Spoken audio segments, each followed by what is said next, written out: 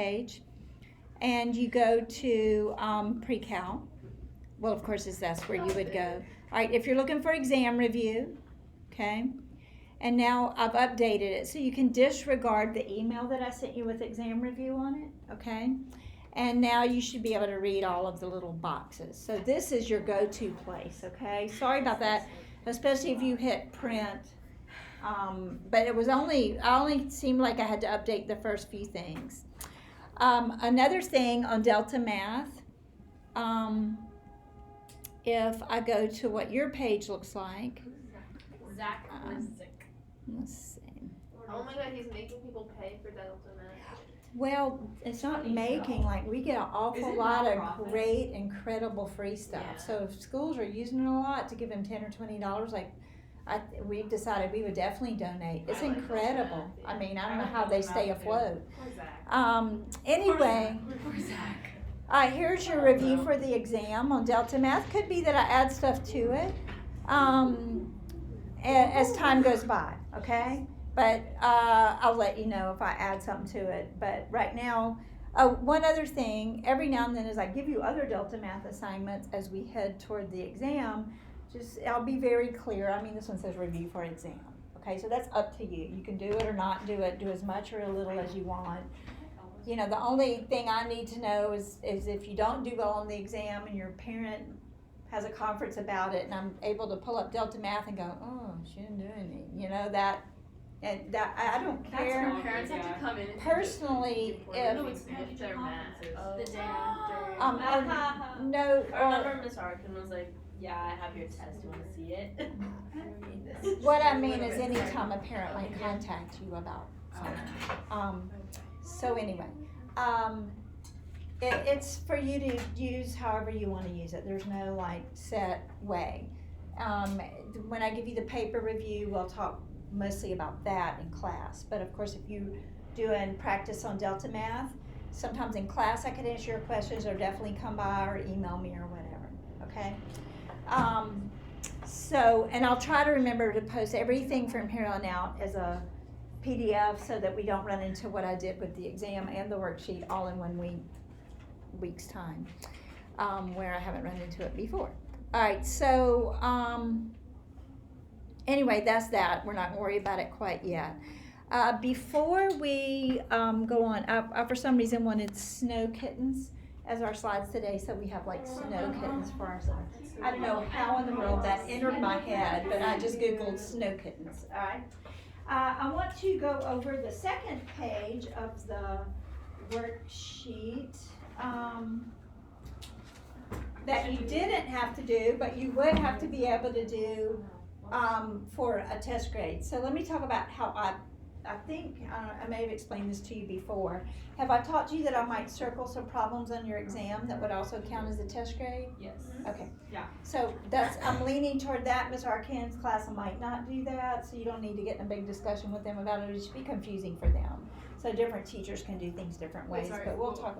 What might count as a test grade? It's like we get circled questions on the exam. Oh, right. Okay. So that, and I count it if it helps you. I go in and put it in my grade book, and if that grade helps you, we count it as a test grade. And it also gives me a gauge to know how well people did on the new material since we don't have a test on it before, which I really need to know before I send you on to calculus.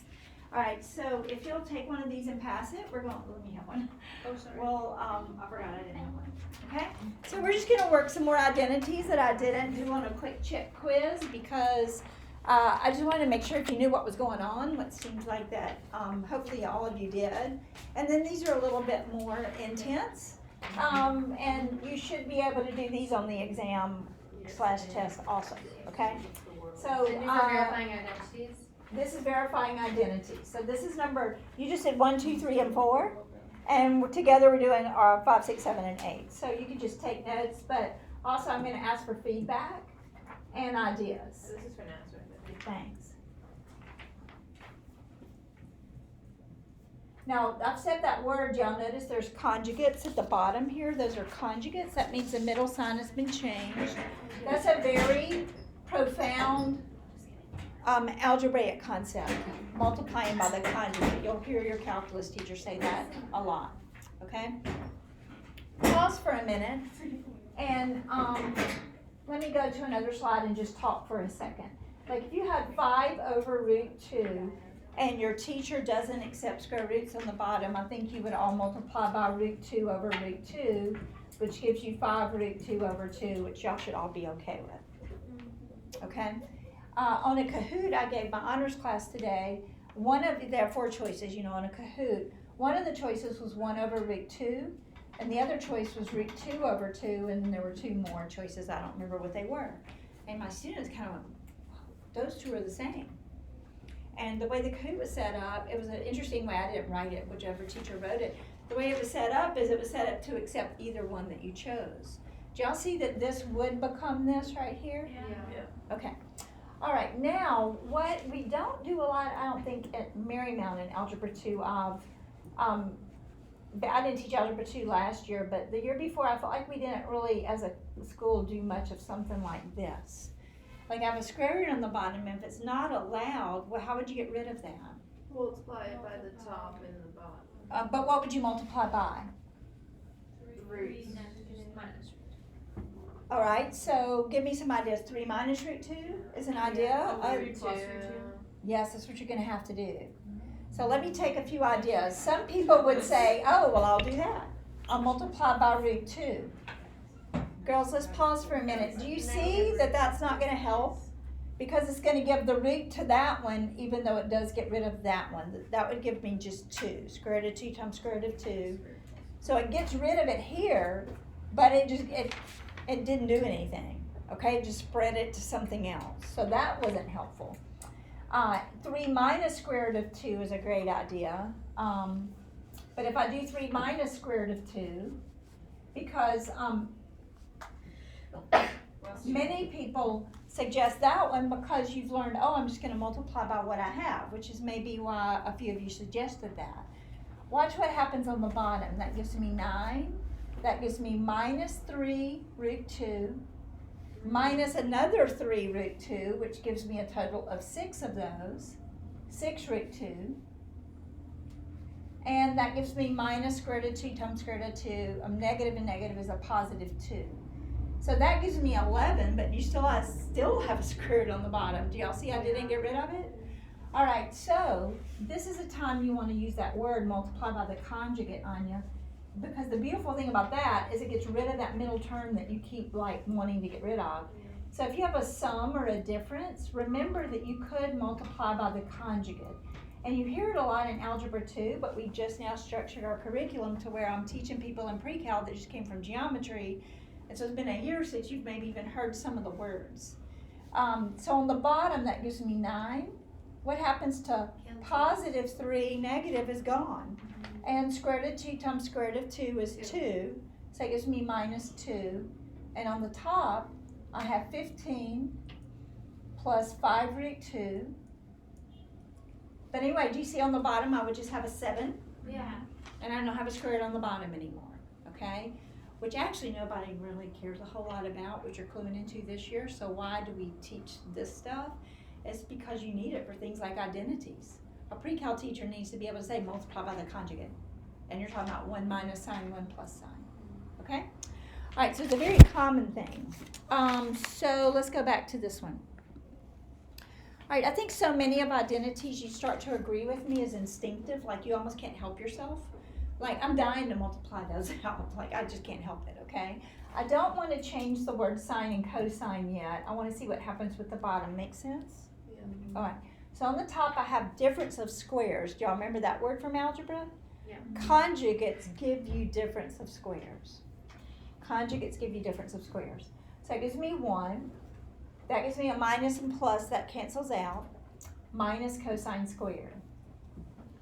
Which you should recognize, it should start to flow. What's 1 minus cosine squared is sine squared. Okay? And so that leaves me cosine x. And doesn't this cancel and leave me a sine on the bottom? Sine x. And what's cosine over sine? Cotangent. Cosine over sine. And so do you see why it's so imperative that you memorize them, or you couldn't flow through that? You just get stuck, okay? So I think y'all would have been fine had I given you 5, hopefully. Yeah. Let's go to number 6. Oh, that was weird. All right, so number 6. You have in front of me, you have cotangent x minus cosine x is supposed to equal cotangent x times 1 minus sine x. So right now I have no idea how I'm going to get there, okay? Like, I really haven't worked this one, as in I really am just thinking out loud right now, which I do intentionally sometimes. I'll print off worksheets that I haven't worked, so you get to see me think about it instead of this just polished, like this is how we do things. My first thought that comes to mind, oh, this was cotan x, sorry, that wouldn't make any sense without a variable behind it. Oh no, you can read it on your paper. I'm like, I wonder what I'm gonna do. But my first thought in trying this is maybe to change cotangent to cosine over sine. So let's see what happens there. So I'm gonna change this to cosine over sine minus cosine, and that's over 1. And then in the flow of things, I usually then get a common denominator.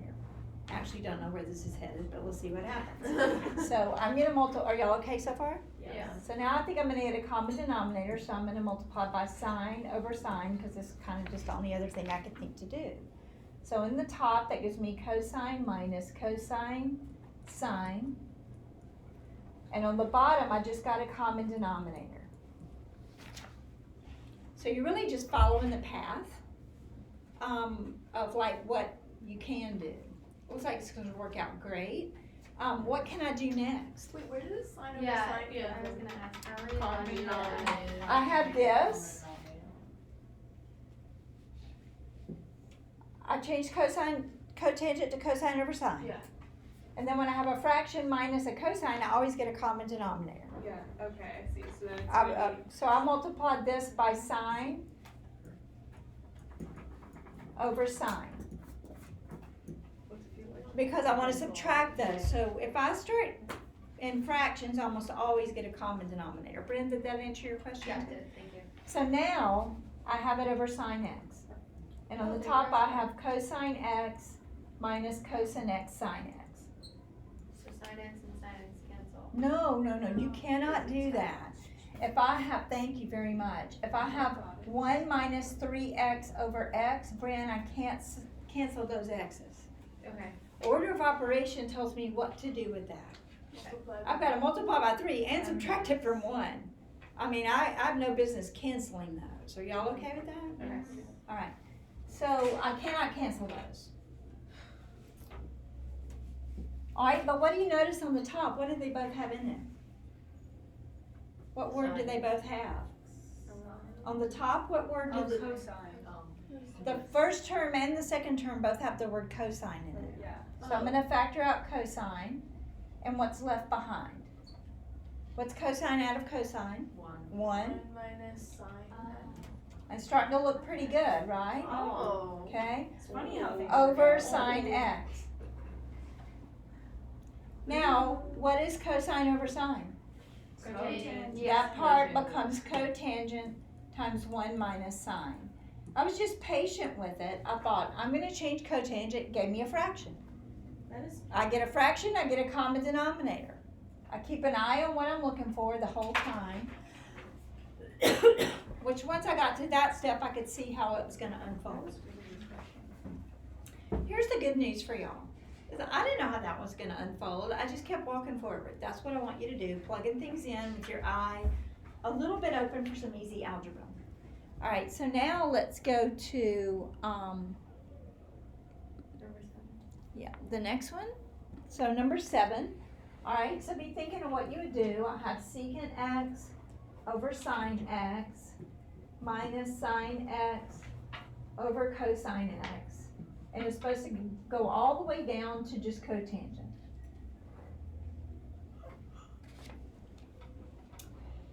Don't know what I'm gonna do, by the way. Secant, I guess I'm gonna change that to 1 over cosine. And then sin over cosine is canned. Yeah, I could go in and change that to tan. Yeah, but that's not really helpful. Why not? Because we're trying to get cookie.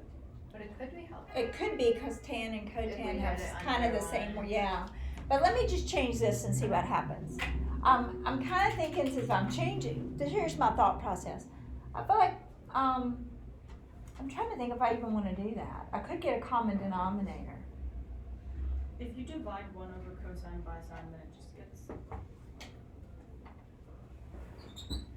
Wait, but if you do like, Let's get a common denominator and see what it does.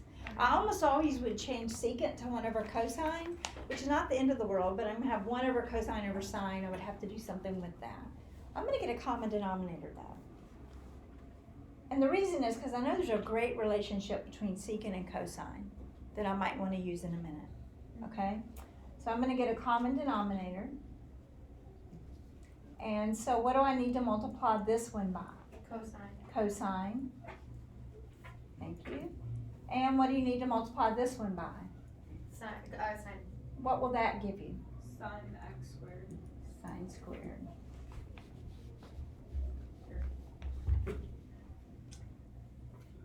Alright, now I'm going to change secant to 1 over cosine.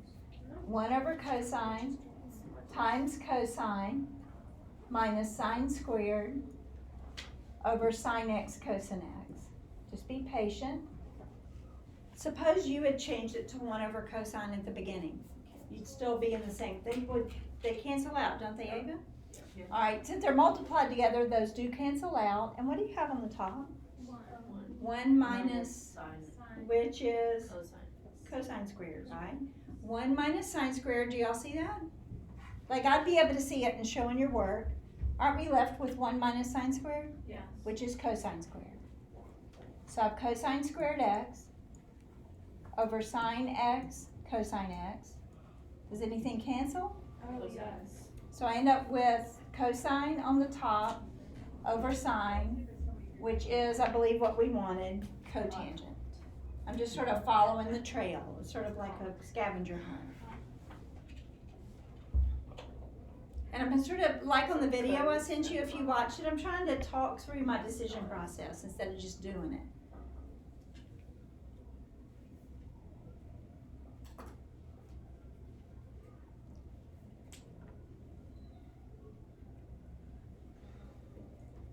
What are you gonna do? Are y'all ready for number 8? Alright, if you're not there yet, those of you that are finished, think to yourself what you would do on number 8. There's a couple of different paths I think we could take. Haven't worked it yet.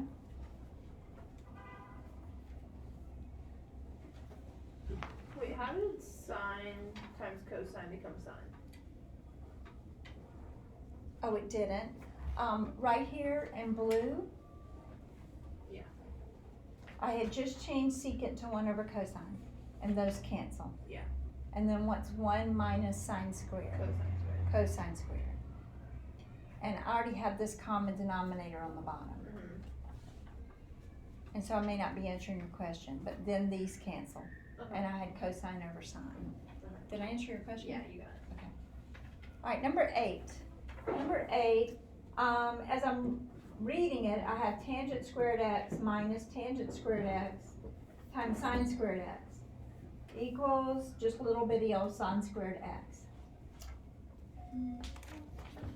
What would you do? I was thinking maybe change first tan squared x to secant squared x minus 1. I wouldn't go that route because of these sign words in here. I wouldn't start introducing other words like secant. Did you do? So Like, if I'm gonna change tangent, anything in this situation, I would change it.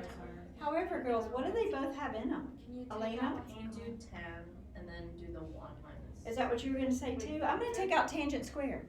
They both have tangent squared in it. So let's take out tangent squared.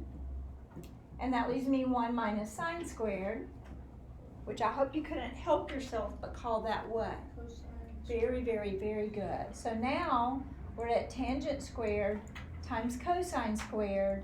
And now what could you change tangent squared to? Sine squared over. Very good. Sine squared over cosine squared times cosine squared. Cancel, you're done. So I just keep throwing more examples with reasoning at you of verifying identities and hope that you're sounding like you're doing great. Okay, now, let's look at at what the homework was really supposed to be. Okay, sorry about what happened. Like, super sorry. I'll try to always remember to post this PDF after I've actually saved what I need to save, but email me if it looks that what's happening. Okay, so on your worksheet, I'm going to actually be doing page 2 of the sheet because did you notice I just repeated the problems? Yes. That's not your worksheet. Which of course was intentional. If I can actually find the worksheet that I pulled up. If I had a pillow, I'd be so happy. I'm just It's so like- tired. Oh, there's a pillow pet. I used to want a pillow pet so badly. Same, I never had a pillow pet.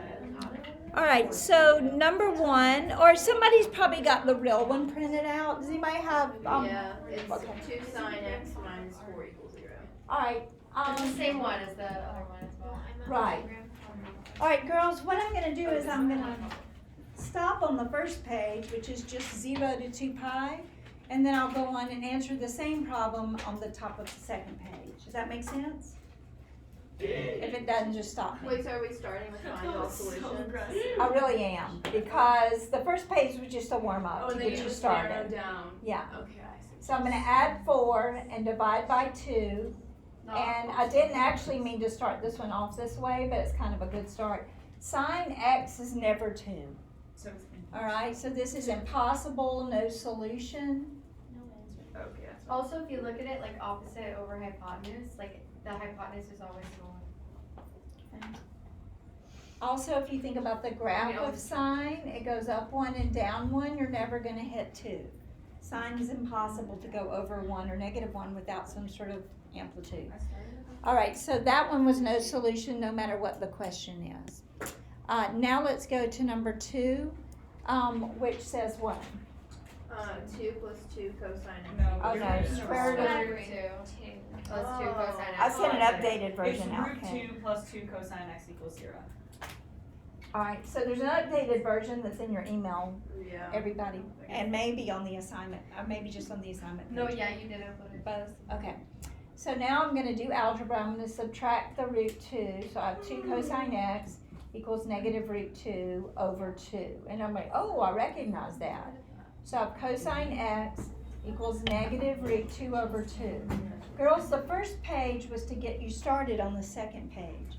Cosine is negative here and here at 3 pi over 4 and 5 pi over 4 in radians. And that's from 0, watch my pen, from 0 to 2 pi. But I want all of the answers always and forever, no matter which way I'm going. So then I'm gonna add the period to it, which is 2 pi, and then you say k, where k is any integer. This is your answer on the first page. You add the period to it to get the answer on the second page, okay? So,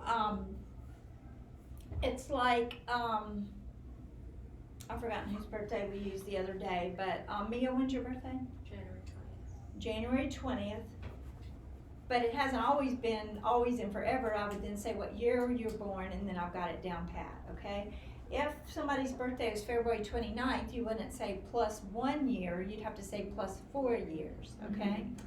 And so the period of this, do y'all see it's gonna repeat every 2 pi over 1? Yes. So what you do is you add how often it repeats on your graphing picture is what happens. Okay, I did that wrong. Like This is the answer on the second page. Yeah, like I came up with the degrees. Okay, it says, you could say, I didn't on the second page, I didn't say radians, but I figured since the first page was in radians, it said 0 to 2 pi.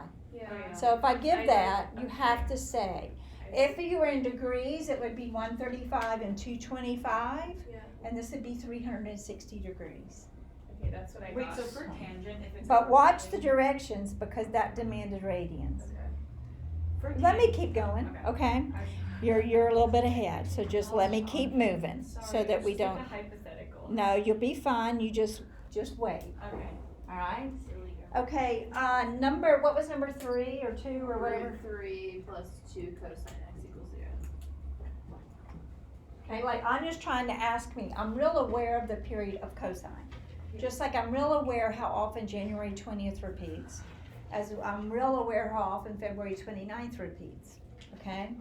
And so you gotta think about, when you tell me all the answers in the whole world, you gotta think about when this repeats itself. Like here's cosine, it's coming and going like this, always and forever, okay? I'm gonna speed on through. If you did the real worksheet, the one that I didn't send till this morning, you would get negative square root of 3 over 2. If I'm thinking in radians, again, I get 2 second quadrant angles. And those are 30-degree angles. And so this would be 5 pi over 6 and 11 pi over 6. Dakota, if you did degrees, that would be 150 and 210. And then how often does cosine of 1x repeat itself? The period's 2 pi. So then you say plus 2 pi. And the reason you say 2 pi k, you're technically supposed to say where k is any integer, because this gives anybody the answers. Like for instance, here's cosine. We got these two answers where it equaled negative square root of 3 over 2. And then when you add 2 pi to it, it takes you this way. If you add another 2 pi to it, so this would, you could add 85 2 pi's to it. You could go 85 quote years down the road and you'd land on two answers again and again and again. K is any integer, so it also could be negative 1, negative 2. And so what it's doing is it's taking you 2 pi radians. It's like you're flipping the calendar, for lack of a better word. You're flipping back the calendar to go, where was January 20th last year? Okay? So you have to put the period of time that it repeats itself. So you grab two answers and then you add the right period to it, and people can go backwards and forward finding an infinite number of answers. Just give me all the solutions, okay? Bryn? Isn't 11 pi over 6 in the fourth quadrant though? Oh, thank you so much. That should be 7 pi over 6. Thank you, Bryn. Y'all, a lot of you probably had it right. Thanks, Bryn. 7 pi over 6. Thank you, thank you. Because I needed second and third. All right, number 4. Root 2 minus 2 cos x equals 0. All right, so if I subtract root 2, I get negative root 2, and then I divide by negative 2, and a negative over a negative gives me positive root 2 over 2. Cosine's positive in the first and fourth quadrants. And look at this, girls. It's positive at the beginning and the end of one period. And then it happens over and over again. Yeah. All right, so this is going to be pi over 4. And in the fourth quadrant is 7 pi over 4. And you learn these really well by really doing your homework. And the period of cosine is still 2 pi k, and you're supposed to write where k is any integer. What's the last one? Root 2, well, there's 2 more. Okay, the next to last one? Square root of 2 over 2 Plus- tan x equals Wait, 0. what? Square root of 2 plus 2 square root of 2 tan x. No, not square root. Yeah, it is. Yeah, It's- because you don't have the updated version. Root of 2. Is it this? Tan Yeah. x equals 0. Wait, what was the one above? Is pi over 4 and what pi over? Sorry. Let's see. 7. Thank you. So now, I'm gonna have root 2 tan x equals negative root 2, divide by root 2. So some of you that didn't get the updated worksheet are realizing my intent was to come up with things you recognize from your memo page. Tangent is 1 at 45-degree angles. Tangent is negative here and here. So I could answer like this. 3 pi over 4 and 7 pi over 4 plus 2 pi k, where k is any integer, okay? Now watch what happens. If I take 3 pi over 4 and I add 2 pi, that takes me all the way back around, forwards and backwards. Look at my pen. And then if I take 7 pi over 4 and add 2 pi, a full cycle to it, forwards and backwards, I keep landing on a correct answer. So I would give that full credit. But a better way to write it would just be 3 pi over 4. And what's the period of tangent? 1. Pi plus pi k, where k is any integer. watch what happens. Why did I only pick one of them? And this goes to what Anya was saying. If I have 3 pi over 4 and I add pi to it, pi is how far around?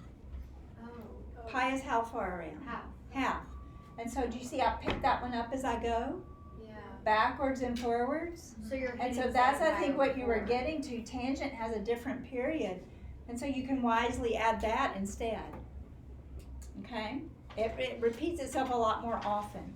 The reason I was kind of putting you on hold for a minute is we're going to get into ones like this, Anya and everybody else, where I might have something like cosine of 2x equals 1/2. And I find out where cosine's 1/2 and I find all the angles, you recognize the stuff, but I would add a different period to it because it repeats itself differently. This one has a different period than the ones we've worked on. I just got to start somewhere. But we all of a sudden are going to have to think about the period of the function that we're working with. It's not always 2 pi. Okay, it just has been so far until that last problem. Bren? So with that one, we'd write plus pi k next to it. It depends. I said I would take either one because they're both mathematically correct. Okay. If a student picks up both of these,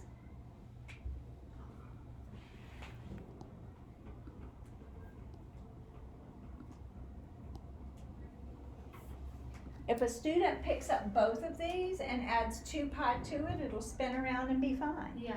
But if a student really realizes the period of tangent is just pi, and they think to themselves, oh, I'm going to pick this one up as I go, that's a little bit better way to write the answer. Probably what you find in the back of the book or Delta Math or something.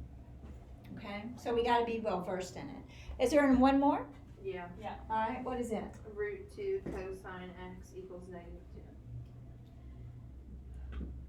Equals -2? Yeah. All right, so I'm going to divide by root. Oh, really? No, it's CSC. Oh, okay, good. You All said right. cosine. Oh, sorry. I meant Okay. Cos. All right, this cancels. Cosine. And so I'm looking at where cosecant is -2 over root 2, which would be where sine is -√2 over 2. I don't deal with cosecant at the very end. I'll flip it over and deal with sine or cosine or whatever's appropriate. Sine is -√2 over 2 in the third and fourth quadrant. So this would be 5 pi over 4 and 7 pi over 4. And now we are going to be aware of what the period of sine is, 2 pi over 1. So you would add 2 pi k and technically say where k is any integer, okay? Alex? Instead of K, you can write N. right? You can write in, and I think our book does actually write in. All right, now don't go anywhere. Stay right here for another minute or two. I think actually a minute. I can't remember what else I wanted to cover today.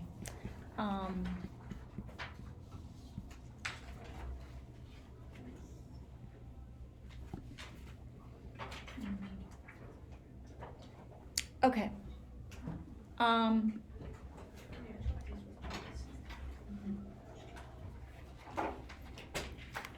So, let's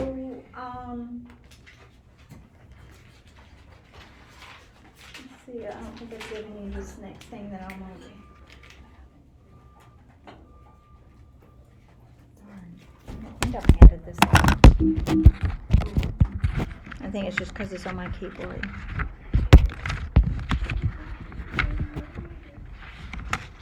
Where is this?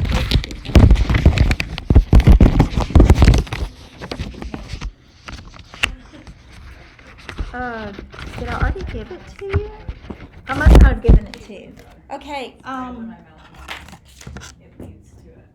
so one thing you'll have for homework is to watch a very short video of me doing a worksheet that I'll attach that I thought I had copied, and I'll probably find it as soon as we all leave. And then you'll probably have some work out of the book to do based on the video. The video should last about 10 to 15 minutes, so you're not having to listen to a whole entire class of me talking. But I'll set the stage for what you're doing for homework. Be prepared when you're watching the video to add something to your memo page, just so you know, all right? I have to like redo my memo page. Yeah, me Basically too. write Mine is down so copy. It's like pretty this close to full. ripping out, and I'm really scared.